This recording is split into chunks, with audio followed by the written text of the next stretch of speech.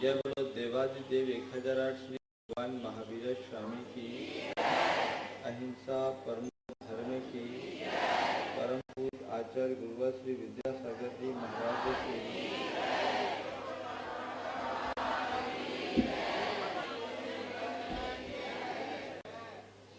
जीवन कोरे कागज के भांति है, उस पर हम सुंदर चित्र भी अंकित कर सकते हैं, तो शाही के धब्बे से उसे विकृत भी कर सकते हैं। ये हम पर निर्भर है कि चित्र अंकित कर हम उसकी सुंदरता को बढ़ा पाते हैं या अपने स्याह आचरण के धब्बे से उसे विकृत करते हैं। जब मनुष्य का जन्म होता है तो उसके साथ दोनों प्रकार की संभावनाएं होती है। एक मनुष्य वो है जो जन्म लेकर अपने जीवन को अलंकृत करता है और सारी मानवता का आदर्श बन जाता है, और दूसरा मनुष्य वो है जो अपने जीवन को विकृत बनाकर पूरी मानव जाति के लिए कलंक बन जाता है। जिनसे मानवता अलंकृत होती है उन्हें हम कभी सज्जन कहते हैं, कभी संत कहते हैं, कभी महात्मा कहते हैं, और जो मानवता को कलंकित करते हैं हम उन्हें दुष्ट कहते हैं, दुर्जन कहते हैं, दुरात्मा कहते हैं। लेकिन बंधुओं, न तो सज्जनों के माथे पर तिलक लगा होता है और न ही दुष्टों के सिर में सींग उगे होते हैं। जन्मतः न तो कोई सज्जन होता है और न ही कोई दुर्जन होता है, न कोई महात्मा होता है, न कोई दुरात्मा होता है। अगर हम मनुष्य के बाहरी आकृति से देखें तो उससे न तो हमें किसी सज्जन का पता मिलता है और न ही किसी दुर्जन का पता।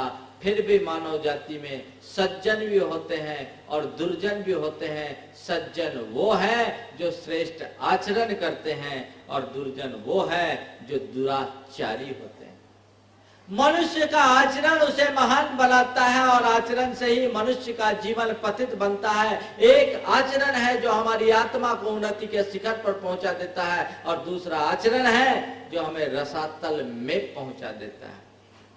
यदि जन्म और मरण की दृष्टि से हम देखें तो हर प्राणी के जन्म और मरण की प्रक्रिया एक सी है। जैसे माँ के कोख से हम निकलते हैं, वैसे ही दूसरे मनुष्य भी माँ की कोख से ही निकलते हैं। जन्म की जो हमारी प्रक्रिया है, अन्य प्राणियों की भी वही प्रक्रिया है, और मरने के बाद की जो स्थिति होती है वो भी सबकी एक समान होती है। जन्म और मरण की प्रक्रिया तो समान है, लेकिन इसके बाद भी एक आदमी है जो जन्म लेकर धरती का आदर्श बनता है, और एक दूसरा आदमी है जो जन्म लेकर धरती का बोझ बन जाता है। एक इंसान है जिसे हम भगवान के रूप में पूजते हैं, और एक इंसान है जिसे शैतान मानते हैं। एक वो है जो देवता कहलाता है, दूसरा वो है जो दानव कहलाता है। एक वो है जो परमेश्वर की संज्ञा पा जाता है, और दूसरा वो है जो पशु तुल्य बन जाता है। यह स्थिति आखिर क्यों? जन्म सबका एक समान, लेकिन जन्म एक सा होने के बाद भी एक शैतान एक भगवान, आखिर क्यों? वस्तुतः भगवान और शैतान हमसे कोई भिन्न नहीं।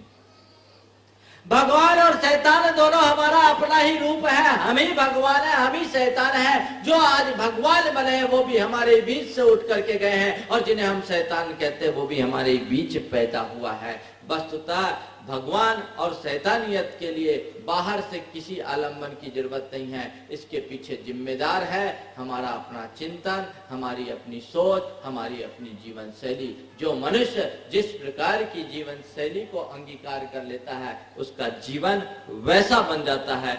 जन्म महत्वपूर्ण नहीं है, महत्वपूर्ण जीवन है, जीवन की शैली है। एक जीवन शैली है जो मनुष्य को राम बना देती है, और दूसरी जीवन शैली है जो उसे रावण बना देती है। कंस भी एक जीवन शैली का परिणाम है, तो कृष्ण भी एक जीवन शैली का सुफल है।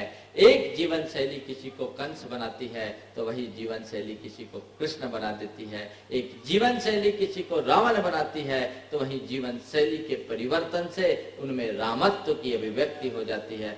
वस्तुतः राम हो या रावण, कृष्ण हो या कंस, गांधी हो या गोडसे, महावीर हो या मारीच, ये हमसे भिन्न कोई नहीं।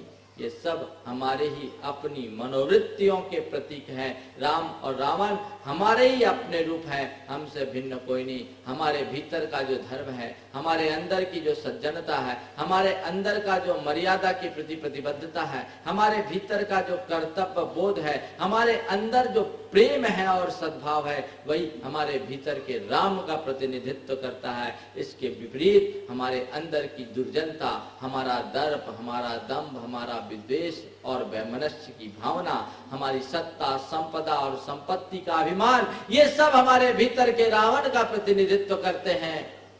हम पल में देवता हो जाते हैं और पल में दानव हो जाते हैं। हमने कभी सुना है कि देवों और असुरों के मध्य संग्राम हुआ और उसमें सागर को मथा गया तो अमृत और जहर दोनों मिला। पता नहीं कब सागर का मंथन हुआ और कब देवों और असुरों के मध्य संग्राम हुआ, पर यदि अपने अंतर मन को पलट कर देखते हैं तो हमें आज भी अपने भीतर देवासुर संग्राम दिखाई पड़ता है। हमारे भीतर दो प्रकार की वृत्तियां हैं, एक सद्वृत्ति है, दूसरी असद्वृत्ति है, दुर्वृत्ति है। हमारे अंदर की सद्वृत्तियां हमारी दैवीय वृत्ति का प्रतिनिधित्व करती है और हमारे अंदर की दुर्वृत्तियां हमारे अंदर की आसुरी वृत्ति का प्रतिनिधित्व करती है।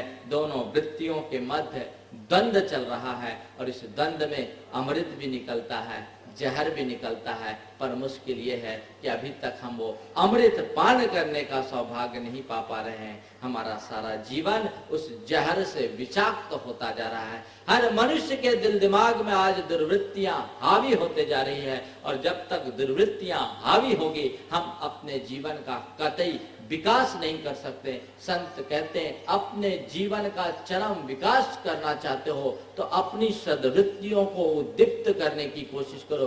वृत्ति ही मनुष्य को महान बनाती है और वृत्ति ही मनुष्य को नीचे गिरा देती है। एक वृत्ति है जो हमें राम तक पहुंचा देती है और एक वृत्ति है जो हमें रावण बना देती है। एक वृत्ति है जो हमें देव बनाती है और दूसरी वृत्ति है जो दानव बना देती है। बंधुओं, हम तो इतना जानते हैं कि देव सदैव देव बना रहता है, पशु सारी जिंदगी पशु बना रहता है, लेकिन मनुष्य के जीवन को देखो, जो एक ही जीवन में कई कई बार देव बन जाता है, कई कई बार जानवर बन जाता है और कई कई बार इंसान बन जाता है। जब हमारी जैसी वृत्ति उभरती है, हमारा जीवन वैसा बन जाता है। इसलिए हमारा सारा जीवन हमारी जीवन शैली पर निर्भर है और हमारी जीवन शैली हमारे चिंतन पर, हमारे सोच पर केंद्रित होती है। मनुष्य का जैसा सोच हो, मनुष्य का जैसा चिंतन हो, वैसी उसकी वृत्ति बनती है, और जैसी वृत्ति बनती है वैसी उसकी प्रवृत्ति बन जाती है, और जैसी प्रवृत्ति बनती है वैसा उसका जीवन बन जाता है। इसलिए संत कहते हैं, यदि तुम अपने जीवन को महान बनाना चाहते हो, यदि तुम अपने जीवन का उत्थान करना चाहते हो, यदि तुम अपनी चेतना का उन्नयन करना चाहते हो, तो उसके मूल को समझने की कोशिश करो। अपनी वृत्तियों पर ध्यान दो, अपने चिंतन को परिवर्तित करो, अपने सोच को बदलने का प्रयास करो, क्योंकि सोच ही हमारे जीवन का मूल है। एक सोच है जो हमें राम बना देती है और एक सोच है जो हमें रावण बना देती है। ये सब चीजें सोच के ऊपर निर्भर करती है। वस्तुतः हमारा जैसा सोच होता है वैसी हमारी वाणी होती है, और जैसी वाणी होती है वैसा हमारा व्यवहार होता है, और जैसा व्यवहार होता है वैसा हमारा जीवन बन जाता है। अपनी सोच की दिशा को बदलना मनुष्य के लिए सबसे पहली आवश्यकता है। आज हम संसार में जो विषमता देख रहे हैं और मानवीय मूल्यों का जो होने वाला ह्रास हमें दिखाई पड़ रहा है, दिनों दिन जीवन मूल्यों का जो हमें एक प्रकार से क्षरण दिख रहा है, उस क्षरण का मूल कारण केवल यही है कि हमारी सोच बहुत तेजी से बदलते जा रही है। जो सोच हमारे आध्यात्मिक जीवन के विकास में साधन बननी चाहिए, उसकी जगह हमारी विकृत सोच के कारण मनुष्य दिनों दिन नीचे आते जा रहा है। उस सोच को जो बदल लेते हैं उनके जीवन का कल्याण होता है। रामचंद्र जी के जीवन का कल्याण उनके सोच के कारण हुआ। राम राम बने केवल अपनी सोच के कारण, और रावण रावण रह गया वह भी केवल अपनी सोच के कारण। हम अपने आदर्शों के जीवन चरित्र को तो सदैव पढ़ लेते हैं, लेकिन उनके आदर्शों को आत्मसात करने में हम पीछे रह जाते हैं। संत कहते हैं, आदर्शों के चरित्र को केवल उनके चरित्र की भांति न पढ़ें, अपितु उनके जीवन दर्शन को अपने लिए आदर्श मान करके स्वीकार करें। यदि हम उनके जीवन दर्शन का कोई पाठ पढ़ने का प्रयास करते हैं, तभी हमारा जीवन धन्य हो सकता है। बंधुओं, 3 प्रकार की सोच लोगों की होती है। एक भौतिक सोच, दूसरी व्यवहारिक सोच और तीसरी आध्यात्मिक सोच। 3 तरह के लोग होते हैं। भौतिक सोच, व्यवहारिक सोच और आध्यात्मिक सोच के परिणाम स्वरूप 3 तरह के लोग होते हैं। जो भौतिक सोच वाले होते हैं उनके जीवन का केवल एक ही ध्येय है, एक ही मकसद है, खाओ पियो मौज करो। वे भौतिक जगत से परे अन्य किसी जगत के विषय में सोचते ही नहीं। ऐसे लोग केवल अपने हितों की चिंता करते हैं और अपने हितों के पीछे चाहे किसी का कितना भी बड़ा हित हो जाए उन्हें कोई फर्क नहीं पड़ता। वे सत्ता के उपासक होते हैं, वे संपदा के उपासक होते हैं, वे शक्ति के उपासक होते हैं।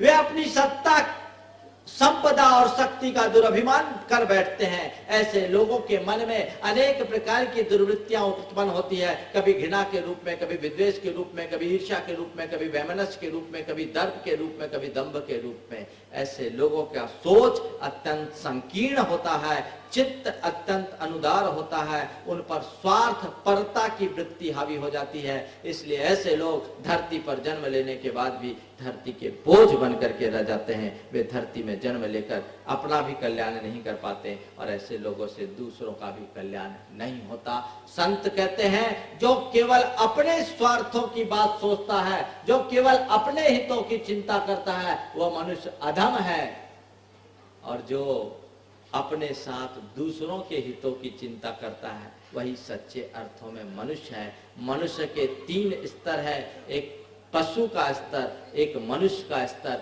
और एक देवता का स्तर। जो केवल अपने हितों की बात सोचे वो पशु है, जो अपने हितों के साथ दूसरों के हितों का ख्याल रखे वो मनुष्य है, और जो दूसरों के हितों के लिए अपने हितों का भी त्याग कर दे वो देवता है।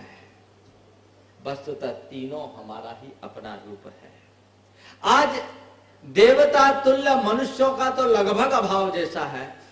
मनुष्य धरती पर इन्हें गिने दिखाई पड़ते हैं, लेकिन देखा जाए तो आज मनुष्य के रूप में पशुओं की भरमार दिखाई पड़ती है। बंधुओं, पशु की आकृति में जन्म लेने मात्र से कोई पशु नहीं होता।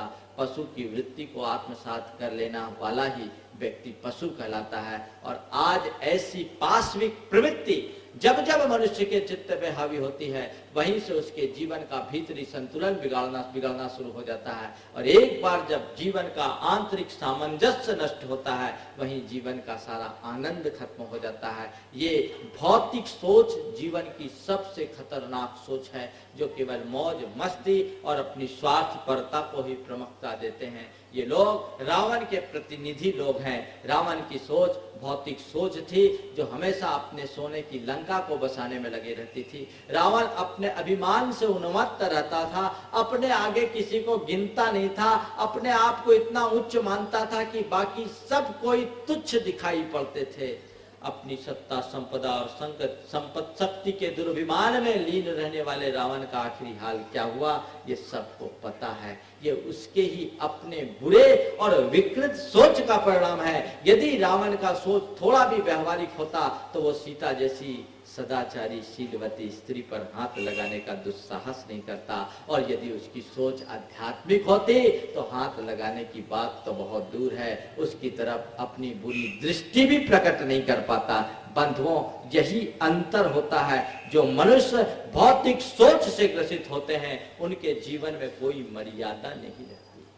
उनके लिए त्याग संयम सब बेमानी हो जाते हैं। ऐसे लोगों के लिए पुण्य पाप का कोई अर्थ नहीं रहता। अच्छे बुरे के बोझ से ऊपर, भेद से ऊपर उठ जाते हैं। उनको इनसे कोई लेना देना नहीं है। बस मेरा प्रयोजन पूरा होना चाहिए, चाहे उसके लिए मुझे कितने भी नीचे स्तर पर क्यों ना आना पड़े। और आज यही कारण है कि एक मनुष्य किसी दूसरे मनुष्य की हत्या करने में किंचित भी संकोच नहीं रखता, बलात्कार करने में उसे किसी भी प्रकार का संकोच नहीं होता, बड़े से बड़े जघन्य से जघन्य स्तर के पाप और अपराध करने में भी उसे कोई संकोच नहीं होता, क्योंकि वो अपराध बोध की भूमिका से ऊपर उठ चुका है। उसे इन सब बातों का कोई परवाह, इन सब बातों की कोई परवाह नहीं और इनका कोई परहेज नहीं। परिणाम जीवन दिनों दिन निम्न से निम्न स्तर तक पहुंचता जाता है। संत कहते हैं यहाँ थोड़ा सा अपने सोच को बदलो।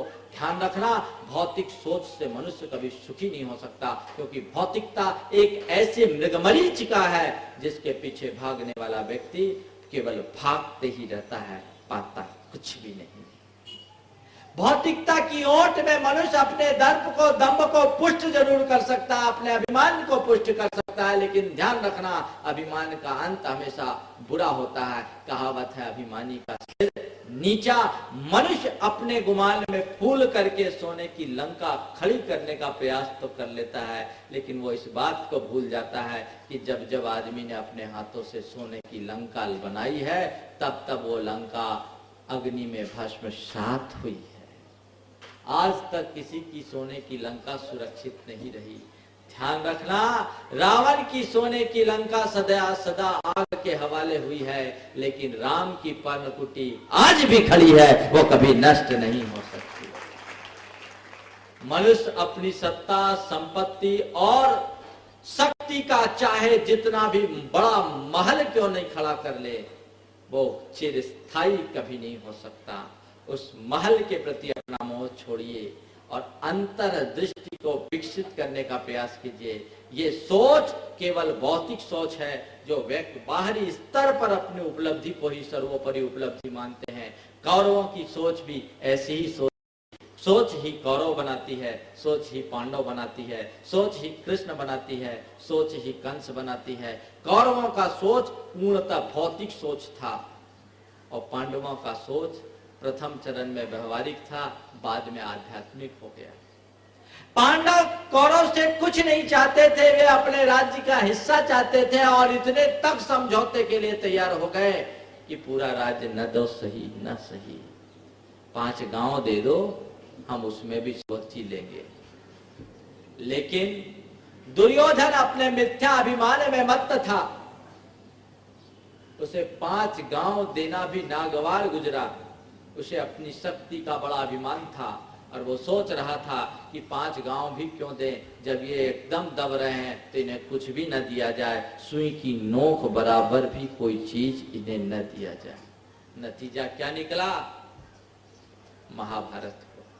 यदि यहां पर थोड़ा सा वो समझौता कर लेते, अपनी सोच को व्यापक बना लेते और भाई को भाई मानते, सत्ता को गौण कर देते और अपने खून के रिश्ते को प्रमुखता दे देते, तो ये जो महाभारत के कारण हमारी भारतीय संस्कृति का इतिहास रक्त रंजित हुआ है वो नहीं हुआ होता। लाखों लोगों को जो अकाल मौत के ग्रास बनना पड़ा है वो नहीं होना पड़ता। और आज जो सारे के सारे कौरव मानव जाति के लिए कलंक बने हैं वो भी नहीं हुआ होता।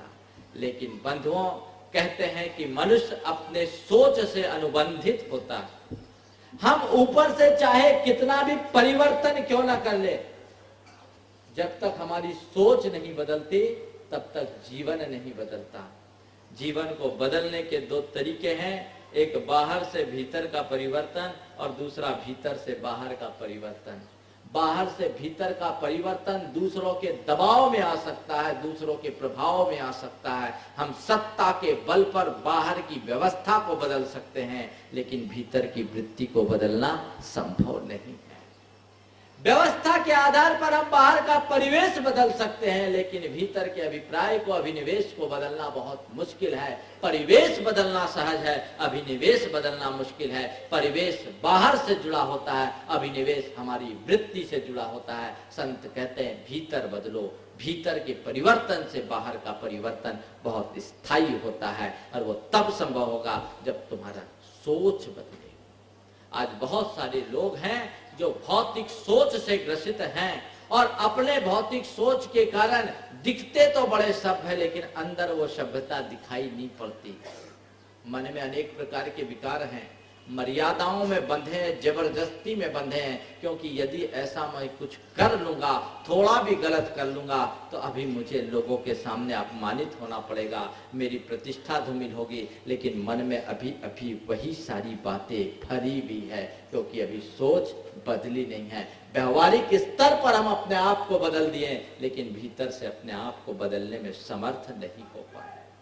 बाहर से व्यवहारिक स्तर का जो सोच होता है वो केवल इतना होता है कि अपने स्टेटस को मेंटेन कर लें, किसी भी तरीके से अपने आप को हम मेंटेन करके चले ताकि कोई हमें बुरा ना कहे। ये बात अलग है। हम ये तो सोचते हैं कि लोग हमें बुरा ना कहे, पर हम ये कभी नहीं सोचते कि हम कभी बुरा ना बने। दुनियावी लोग बुराई न करें, इससे तो हमेशा, इस बारे में तो हमेशा सोचते हैं, लेकिन मैं बुराई न करूं, मैं बुरा कृत्य न करूं, मैं बुराई से बचूं, ऐसी सोच बहुत कम रख पाते हैं। संत कहते हैं लोग बुरा कहे न कहे ये तो बहुत बात हमारे मन में विकसित होनी चाहिए, और जिस क्षण बुराई के प्रति अंदर से भय उत्पन्न होता है उसी क्षण हमारे जीवन का रूपांतरण घटित होना शुरू हो जाता है कहते हैं, और अंदर से फटीचर बने रहते हैं। संत कहते हैं बाहर से फटीचर रहने वाला यदि अंदर से टिपटाप है तो जगत पूज्य बना रहता है, और बाहर से टिपटाप दिखने वाला व्यक्ति यदि भीतर से फटीचर है तो उसे कोई नहीं पूछता। भारत की संस्कृति चरित्र की उपासक संस्कृति है, व्यक्ति के वेश के नहीं। व्यक्ति के बाहरी स्टेटस को भारत में कभी मान्यता नहीं दिया गया, व्यक्ति के रूप रंग को मान्यता नहीं दिया गया, व्यक्ति के अंदर के पक्ष को मान्यता दी गई। ध्यान रखना, आपका जो व्यक्तित्व है और आपके व्यक्तित्व का जो प्रभाव है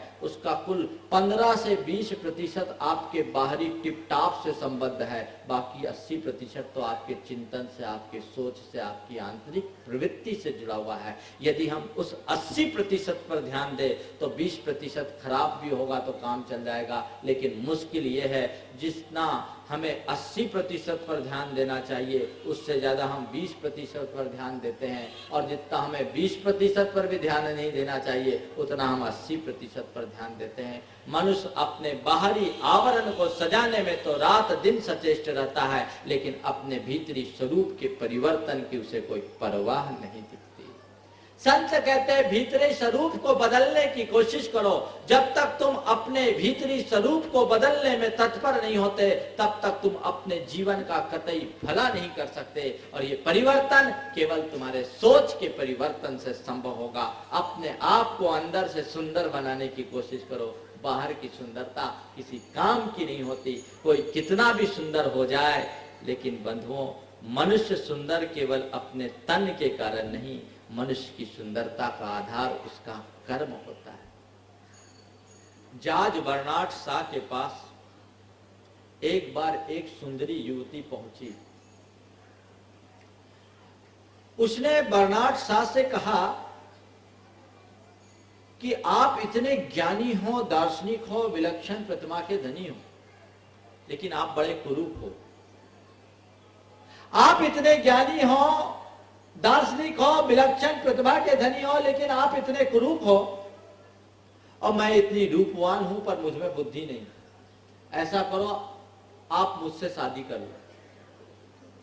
आप मुझसे शादी कर लो, और शादी करने के बाद जो संतान होगी उसमें आपका ज्ञान और मेरा रूप चला जाएगा, तो बहुत बढ़िया काम होगा। जो संतान होगी वो रूपवान भी होगी और ज्ञानवान भी होगी। जॉर्ज बर्नार्ड शॉ ने पलट करके कहा कि ये बहुत अच्छा होगा कि संतान, हम दोनों की जो संतान हो उसमें मेरा ज्ञान और तुम्हारा रूप मिल जाए, तो संतान रूपवान और ज्ञानवान भी हो जाए। लेकिन कहीं उलट गया तो, मामला पलट गया तो, और तुम्हारा ज्ञान दोनों उसमें आ गया तो न उसके पास रूप रहेगा न ज्ञान रहेगा। ध्यान रखना, मनुष्य की प्रतिष्ठा उसके बाहरी रूप से नहीं, भीतरी स्वरूप से होती है। हम अपने सोच को संवारने की कोशिश करें।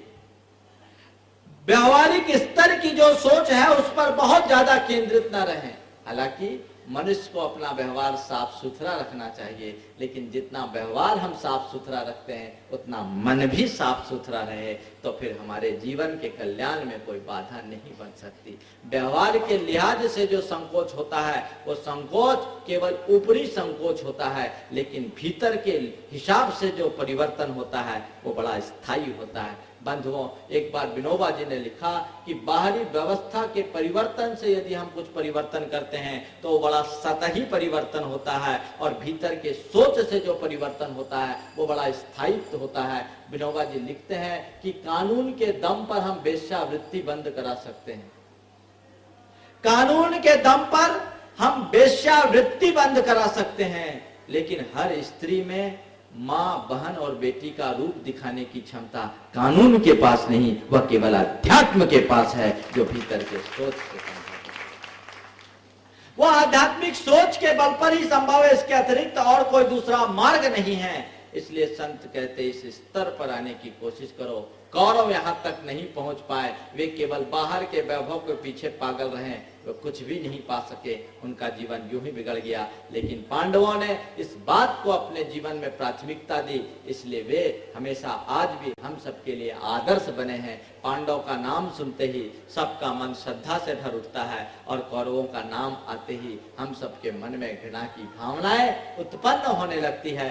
आज कोई भी अपना नाम दुर्योधन, दुशासन नहीं रखता, और यदि किसी का नाम अर्जुन, युधिष्ठिर, भीम, नकुल रख दिया जाए, सहदेव रख दिया जाए, तो हम सब बड़े प्रसन्न होते हैं, प्रभावित होते हैं। राम का नाम सब लेते हैं और राम का नाम रखने में भी सब गौरवान्वित होते हैं, लेकिन किसी को रावण या दशानन कह दिया जाए तो वो कभी पसंद नहीं करते। ये बात अलग है कि हम नाम तो राम के लेते हैं पर काम सारे रावण के करते हैं। मैंने सुना जब रामायण का सीरियल चला तो लोगों को रावण बड़ा पसंद आया, उसका रोल बहुत पसंद आया। बंधुओं, ये सब हमारे आंतरिक वृत्ति का परिचायक है, उसे परिवर्तित करने की कोशिश हमारी होनी चाहिए। और इस तरह की प्रवृत्ति से जो अपने आप को बचा लेते हैं उनका जीवन ही धन्य होता है। हमारी सोच आध्यात्मिक बने। आध्यात्मिक सोच जीवन की सबसे विशुद्ध सोच है, और अपना यदि हम भला करना चाहते हैं तो केवल आध्यात्मिक सोच के बल पर ही संभव है, और कोई दूसरा मार्ग नहीं। भौतिक सोच से ऊपर उठे, आध्यात्मिक सोच को अपनाने की कोशिश करें। आध्यात्मिक सोच के विकास का मतलब है हमारे चिंतन में निर्मलता हो, हमारे चित्त में निर्मलता हो, हमारे चरित्र में उज्ज्वलता हो। जिस मनुष्य का चरित्र उज्ज्वल होता है वो हमेशा पूजा जाता है। मैंने अभी आप सबसे कहा कि हमारी संस्कृति में चरित्र को ही सबसे ज्यादा महत्व दिया गया है और बाकी चीजों को नहीं। विवेकानंद जब एक बार भारत से बाहर गए, उनका नाम शिकागो के पहले धर्म संसद में बड़ा चर्चित हो गया था। उन्हें अनेक स्थानों पर बुलाया गया, और एक स्थान पर जब गए तो उनके लिए काफी लोग प्रतीक्षारत थे कि विवेकानंद कोई टिप टाप आदमी आएगा, सुटेड बुटेड व्यक्ति होगा और उनका लेक्चर हम सुनेंगे। देखा तो चोला पहने हुए भगवा, बड़ा आश्चर्य हुआ। उनके एक प्रशंसक ने उनसे पूछा, आप ये क्या कपड़ा पहने हैं? आपका ये कैसा कल्चर है? आपके इंडिया का यही कल्चर है क्या? विवेकानंद तो विवेकानंद थे। वो कुछ पल के लिए मुस्कुराए और उन्होंने कहा कि हाँ, हमारा यही कल्चर है। हमारे और आपके कल्चर में बड़ा अंतर है। हमारे यहाँ का कल्चर हमारे कपड़ों पर नहीं, हमारे चरित्र पर निर्भर करता है, और आपका कल्चर आपके कपड़ों पर होता है। आपके कल्चर को एक दर्जी तैयार कर देता है और हमारे कल्चर को एक गुरु तैयार करता है जो चरित्र से निर्भर होता है। जो कपड़ों पर अपना कल्चर विकसित करना चाहते हैं वे केवल दर्जी से अपना कल्चर बढ़ा रहे। बंधुओं, भारत की संस्कृति ऐसी संस्कृति नहीं है। ये विकृत पथ है, उससे बचाइए। केवल ऊपरी टिपटाप को भूलिए, भीतर से अपना संबंध जोड़ने की कोशिश कीजिए, जो तुम्हारे जीवन में स्थायित्व उत्पन्न करने वाला है, जिसे पाकर के तुम अपना और संसार का भला कर सकते हो। और ये तब संभव है जब हमारा रुझान अध्यात्म के प्रति होगा। जो व्यक्ति आध्यात्मिक सोच से बंधे होते हैं वे निरंतर अपनी चित्त की दुर्बलताओं को दूर करने के लिए सचेष्ट होते हैं। बंधुओं, हम बाहर के रूप को तो रोज श्रृंगार लेते हैं, हम अपने आप को बाहर से सुंदर बनाना तो हमेशा चाहते हैं, लेकिन सच्चे अर्थों में सुंदरता तो हमारी तब प्रकट होगी जब हम अपने भीतर के काम, क्रोध, लोभ, मोह की दुर्वृत्तियों को दूर करेंगे, जब हम अपने अंदर के क्रोध के, मान के, माया के, लोभ की वृत्ति को नष्ट करेंगे, जब हम अपने अंदर की ईर्ष्या के, विद्वेष के, वैमनस्य के दुर्भावों को दूर करेंगे। ये तभी संभव है जब हमारा चिंतन आध्यात्मिक हो, हम उन वृत्तियों को दूर करने की कोशिश करें, अपनी आत्मा को सजाने और संवारने में प्रयत्नरत रहे। जो लोग अपने अंदर की दुर्वृत्तियों को दूर करते हैं वे ही महान बनते हैं। कभी हम उन्हें राम कह देते हैं, कभी हम उन्हें कृष्ण कह देते हैं, कभी हम उन्हें महावीर कह देते हैं, कभी हम उन्हें ऋषभदेव कह देते हैं, कभी हम उन्हें बुद्ध कह देते हैं। बंधुओं, नाम कोई भी कहें, वस्तुतः हम सबके आदर्श वे ही बनते हैं जो अपने जीवन की दुर्वृत्तियों को दूर करते हैं। जो अपने विकारों को जीत लेता है वो परमात्मा बन जाता है, और जो विकारों में जीता है वो संसारी बना रहता है। हम सब संसारी हैं क्योंकि हमारे भीतर विकार हैं। वे परमात्मा हमसे कहते हैं कि तुम्हारे भीतर भी भगवत्ता विद्यमान है, बशर्ते तुम अपने भीतर के विकारों को पहचानो और उसे दूर करने के लिए निरंतर प्रयत्नशील हो। ये तभी संभव होगा जब हमारी सोच आध्यात्मिक बनेगी और हम उनके प्रक्षालन के लिए निरंतर सचेष्ट होते रहेंगे।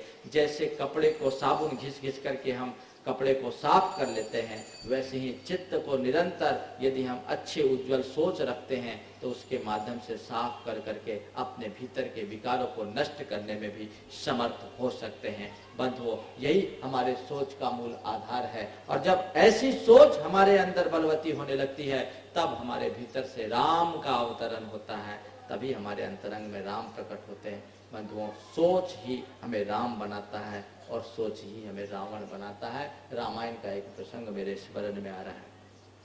जब रामचंद्र जी लंका पर चढ़ाई करने के लिए जा रहे थे, रास्ते में समुद्र पड़ा, सेतु बंध का कार्यक्रम चल रहा था। नल और नील के निर्देशन में सेतु बंध चल रहा था, और नल नील प्रत्येक पत्थर पर श्री राम का राम नाम लिखते और उसे पर नदी में समुद्र में डालते, वो पत्थर तैर जाते। रावण के शिविर में जब ये बात पहुंची तो लोगों के मन में बड़ी शंका आ गई कि वास्तव में राम बड़ा महान है और उनसे लोहा लेना ठीक बात नहीं। जिसके नाम लिखा हुआ पत्थर तैर सकता है उसे कौन हरा सकता है? ये बात रावण के शिविर में आई तो गहरी निराशा छा गई। बात रावण तक पहुंची और यह कहा गया, अब आप में यदि दम है तो पत्थर तैरा के देखो। आप में यदि दम है तो आप भी पत्थर तैरा करके देखो। कुछ लोगों ने रावण का नाम लिखा और पत्थर समुद्र में डाला और पत्थर गुड़गुड़ा करके गिर गया। रावण को जब यह खबर मिली तो रावण बड़ा चिंतित हुआ। वो खुद समुद्र के किनारे पहुंचा और एक पत्थर उठाया, ऊपर आसमान की ओर देखा, मुख से कुछ बुदबुदाया उस पत्थर को उसने समुद्र में डाला, संयोग कि पत्थर तैर गया। पत्थर तैर गया। रावण ने अपने सब सेनापतियों से और सेना के अन्य लोगों से कहा कि देखो पत्थर तैर गया ना, अब चिंता मत करो, चुपचाप आ गया। लेकिन ये किसी को नहीं बताया कि आखिर पत्थर तैरा कैसे। रात में जब वो मंदोदरी के पास आया, मंदोदरी ने उससे पूछा कि आज जो आपके हाथ का पत्थर तैरा वो कैसे तैरा। रावण ने कहा बस कुछ नहीं, पत्थर तैर गया। बोले तैरा तो कैसे तैरा। रावण ने कहा कि मैंने पत्थर को उठाया और पत्थर से कहा, हे पत्थर, तुझे राम की सौगंध है जो तू ना तैरे, तैर जाना, तब तो सच्चा राम का मिलेगा। और राम की सौगंध लेकर मैंने पत्थर को समुद्र में छोड़ा कि पत्थर तैर गए। बंधुओं, सच में यदि रावण के मन में भी राम आ जाएंगे तो रावण के हाथ से छुटा हुआ पत्थर भी तैर जाएगा, और यदि राम के मन में भी रावण आ जाए तो डूब जाएगा। बंधुओं, राम और रावण केवल दो व्यक्ति नहीं, हमारे अंदर के दो प्रकार की वृत्तियों के परिचायक हैं। हम अपने अंदर की सद्वृत्तियों को उद्घाटित करने का निरंतर प्रयत्न करें। यदि वो वृत्तियां विकसित होने लगेगी तो सुनिश्चित रूप से हमारा जीवन महान बन सकता है और हम अपने जीवन के कल्याण में सक्षम हो सकते हैं। रामचंद्र जी का हम नाम लेते हैं, जयकार करते हैं, लेकिन उनके जीवन की प्रवृत्तियों को देखें, उनमें कितनी उदारता थी, उनमें कितनी सहजता थी, उनका कितना बड़ा त्याग था और कैसा प्रेम था। आप कभी विचार करो, आज हम घर परिवार में आप लोग जीते हो, आपका जीवन कैसा है। एक पुत्र अपने पिता के लिए कितना बड़ा त्याग कर सकता है, ये पाठ हमें रामायण से मिलता है। अपने पिता की प्रतिष्ठा के लिए सर्वस्व का त्याग, वनवास को जाने के लिए तैयार। एक बेटे का अपनी सौतेली मां के प्रति कैसा व्यवहार हो सकता है, ये उदाहरण हमें रामायण से मिलता है। कैकेयी की सुख के लिए श्री राम सब कुछ को त्यागने के लिए तैयार।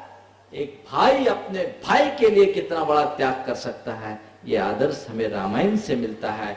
जब राम अपने भाई भरत के लिए सब त्याग कर देते हैं, एक भाई अपने भरत को राज्य दिलाने के लिए वनवास स्वीकार कर लेता है, तो दूसरा भाई अपने भाई की सेवा के लिए राजपाट छोड़ करके उसे पीछे लग जाता है। तो तीसरी तरफ एक भाई जिसे राजगद्दी मिल गया, वो राजगद्दी पा जाने के बाद भी अपने भाई के वियोग में, राजा होने के बाद भी वनवासी सा जीवन जी लेता है। ये है रामायण का आदर्श। ये क्यों कर प्रकट हुआ? ये सब केवल सोच के कारण हुआ।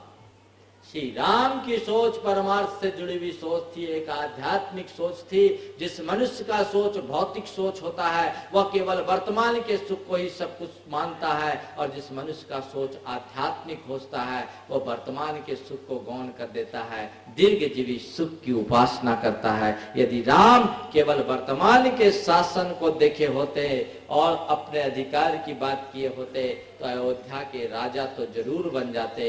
राम ने यदि वनवास जान को स्वीकार नहीं किया होता तो वे केवल अयोध्या के राजा बनते, जन जन के राजा नहीं बन पाते। उन्हें अयोध्या की गद्दी तो मिल गई होती, लेकिन आज जो जनता के दिलों में राज कर रहे हैं वो नहीं हो पाते। बंधुओं, अध्यात्म वो मार्ग है जिसमें व्यक्ति को कुछ त्याग जरूर करना पड़ता है, लेकिन उसका दीर्घकालिक परिणाम बहुत अनुकूल होता है। छोटे से त्याग से बहुत बड़ा लक्ष्य प्राप्त होता है। बंधुओं, संत कहते हैं बड़े उपलब्धि के लिए छोटे हितों का त्याग करना बहुत जरूरी है, लेकिन जो व्यक्ति छोटे हितों की पूर्ति में अपने बड़े उद्देश्य को ओझल कर लेते हैं, वे कभी सफल नहीं हो सकते। यदि तुम्हें कुछ बड़ा चाहिए तो त्याग को स्वीकारो, स्वार्थपरता से ऊपर उठो, उदारता की भावना को आत्मसात करो, अभिमान से अपने आप को बचाने की कोशिश करो। छोटी छोटी जो दुर्वृत्तियां और दुर्भावनाएं हैं उन पर अंकुश लगाने का प्रयत्न करो। जीवन निश्चित रूप से महान होगा, और यदि इन छोटी छोटी बातों में उलझ करके रह जाओगे तो तुम्हारे जीवन का कभी भी कल्याण नहीं हो सकता। रामायण का इतना बड़ा आदर्श हम सब के सामने है, लेकिन हम उस आदर्श को कहाँ आत्मसात करने की कोशिश करते हैं। हम हमेशा उल्टा सोचते हैं, हमें केवल सामने की चीज दिखती है, हम भीतर की चीज की तरफ कभी दृष्टिपात नहीं कर पाते। संत कहते हैं वही मनुष्य महान बनता है जो आध्यात्मिकता को आत्मसात करता है और अपने जीवन को उसी अनुरूप ढालने का प्रयास करता है। चिंतन जब तक हमारा परिवर्तित नहीं होता, हमारा जीवन बदल नहीं सकता। इसलिए अपने चिंतन को बदलने की कोशिश करें। हम ही है राम, हम ही है रावण, हम ही है कृष्ण, हम ही है कंस, हमसे भिन्न कोई दूसरा नहीं है। इसलिए आप भूल में मत रहना कि कभी कोई राम आएगा तो हमारा कल्याण कर जाएंगे। वे राम आए, एक रावण का अंत कर गए। वे कृष्ण आए, एक आतताई कंस का अंत कर दिए। अब न दोबारा राम लौट करके आने वाले हैं, न अब दोबारा कृष्ण लौट के आने वाले हैं। अपने भीतर के रावण के आतंक से बचना चाहते हो, अपने भीतर के कंस के उपद्रव को खत्म करना चाहते हो, तो तुम्हें अपने भीतर के राम को जगाना होगा, अपने ही भीतर के कृष्ण को प्रकट करना होगा। जब तक तुम्हारे भीतर का राम नहीं जागता, जब तक तुम्हारे भीतर कृष्ण प्रकट नहीं होते, जब तक तुम्हारे भीतर के महावीर अभिव्यक्त नहीं हो जाते, तब तक तुम अपने जीवन के दुख और द्वंद्व को खत्म नहीं कर सकते। जन जन रावण, घर घर लंका, इतने राम कहां से लाऊं। जन जन रावण, घर घर लंका, इतने राम कहां से लाऊं। और घर घर पैदा हो रहे कंसा, इतने श्याम कहां से लाऊं। अब न राम आने वाले हैं, न श्याम आने वाले हैं, लेकिन वही राम कह गए हैं कि वो राम तुम्हारे भीतर है, वो श्याम भी तुम्हारे भीतर है। अरे भीतर नहीं, तुम ही राम हो और तुम ही श्याम हो, तुम ही महावीर हो। आवश्यकता है उस रामत्व को जगाने की, श्यामत्व को जगाने की, महावीरत्व को जगाने की। ये तभी संभव होगा जब तुम्हारा आध्यात्मिक सोच विकसित होगा।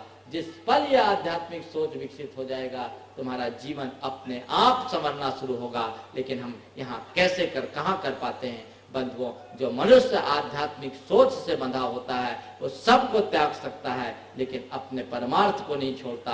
और जो परमार्थ को पकड़ा होता है वो सब कुछ पा जाता है, और जो परमार्थ को छोड़ देता है वो कुछ भी नहीं पा पाता। महाभारत का प्रसंग मेरे स्मरण में आ रहा है, जब युद्ध अपरिहार्य हो गया, श्री कृष्ण के शांति प्रस्तावों को भी दुर्योधन द्वारा नकार दिया गया और युद्ध को टालना असंभव हो गया, तो श्री कृष्ण ने के सामने दुविधा खड़ी हो गई कि कौरव और पांडव दोनों मेरे रिश्तेदार हैं, मैं किन का साथ दूं। तय यह हो गया कि कल दोनों आओ, फिर मैं विचार करूंगा कि इसके साथ क्या होगा। श्री कृष्ण अपने राजमहल में लेटे थे।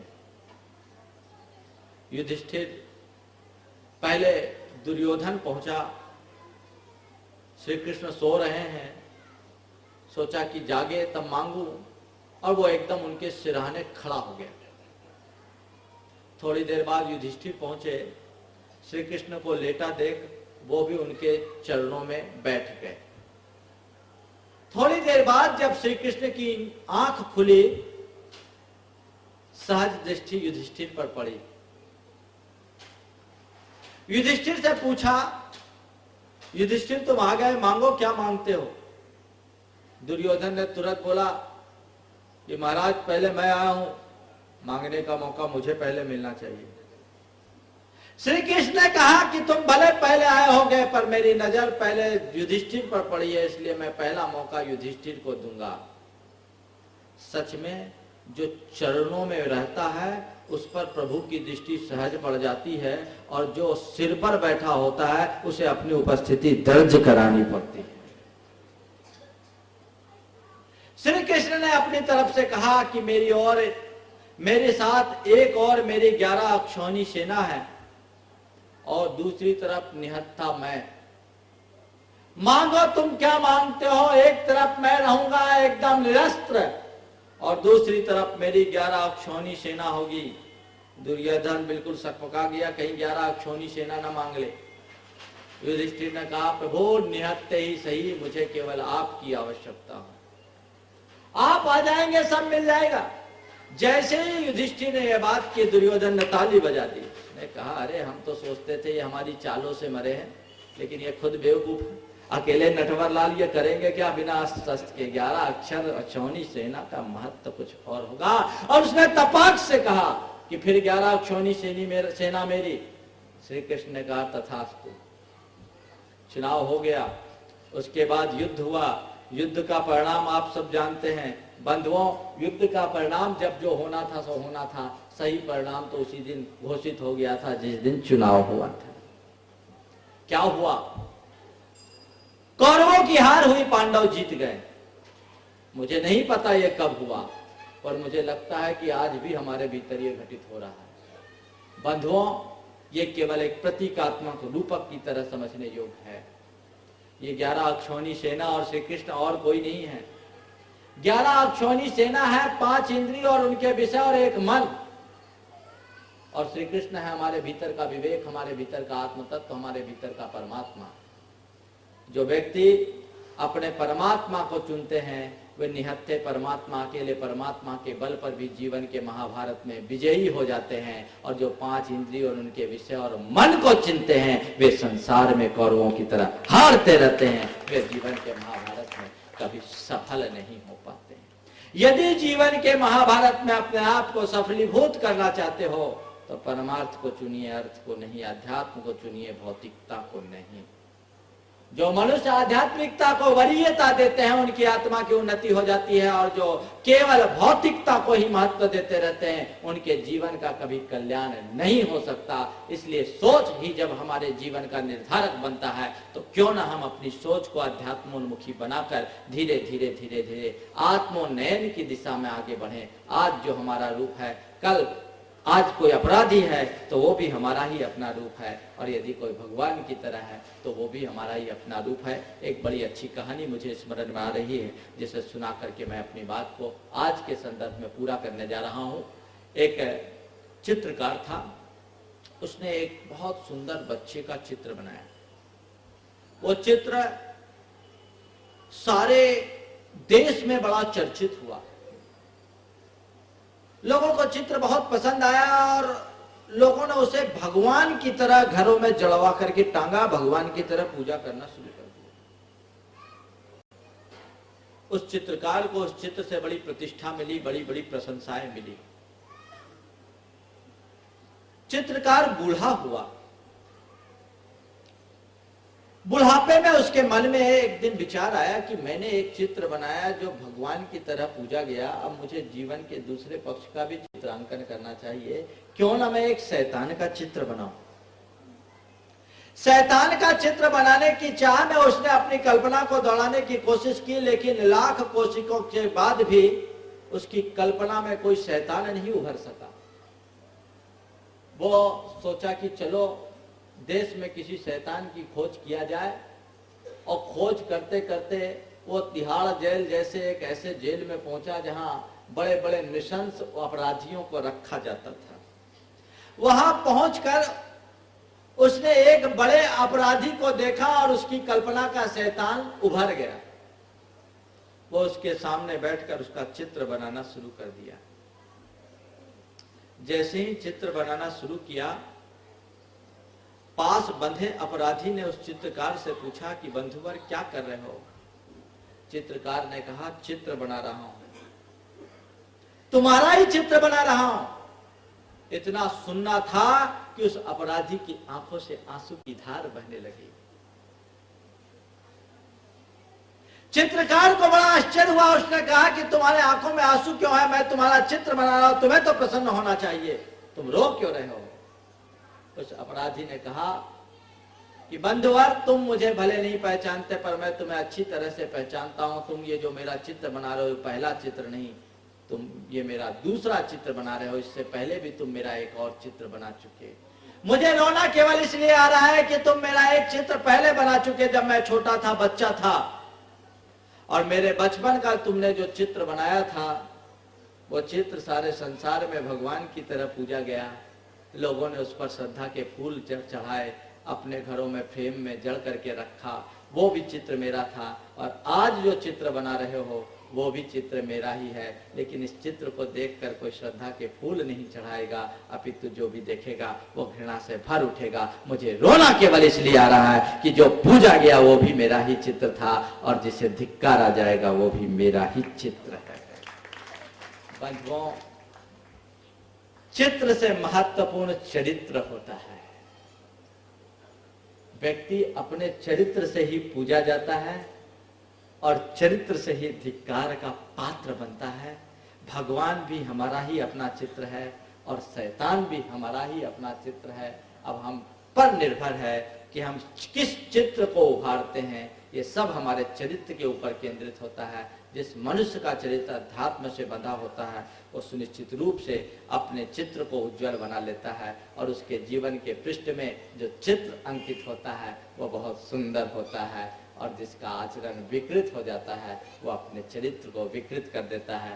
बंधुओं, इस कोरे पन्ने में सुंदर चित्र अंकित कीजिए, उसमें शोभन व्यवहार का रंग भरिए जो सबको प्रभावित करे, सबको के चित्र को हरे, पर उसे विद्रूप तो न बनने दीजिए, उसे विकृत तो न बनने दीजिए।